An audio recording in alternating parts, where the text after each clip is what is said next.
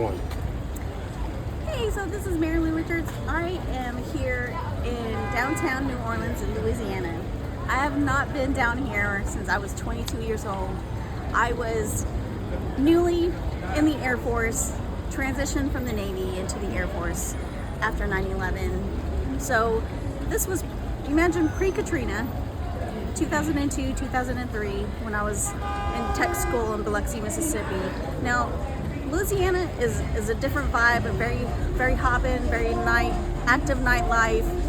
You know, when you're in your 20s, it's so easy to kind of just hang out, right? As we get older, not so much. So finding that out, it's been 20-something years since I've walked these streets. Something that was really special to me, though, back then was, you know, as a 22-year-old, having transitioned from the Navy into the Air Force, I was very much struggling with transition and adjusting. And that's what I'm here to talk about. When you're struggling to transition and adjust, you're still trying to find your way. You're still trying to, there's a lot of noise. There's a lot of things that are pulling you here and there, right? I mean, you know, you've got music blaring, you've got people walking, you've got cars coming to and from. You know, just like any other city, there's a lot of distraction. Something that I'm learning, though, is when things don't go your way, when you don't have a plan in place, when you don't really know what direction to head towards as you're transitioning and adjusting, whether it be through life, coming from one career into another, going from, you know, being a parent, from, you know, single to being a parent, or single to, you know, being in a relationship, whatever life event that causes you to transition and adjust. Something that we've learned in the military, though, is to improvise, adapt, and overcome.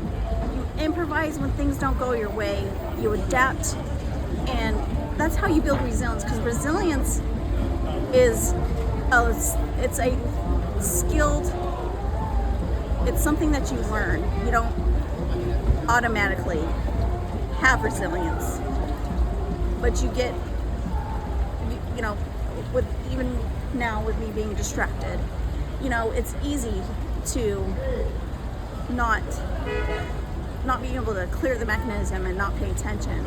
So in life, you have to know, you have to have a plan. You have to have a battle plan. Just like whenever we go into, you know, when we mobilize to go on deployment and serve a certain mission, right?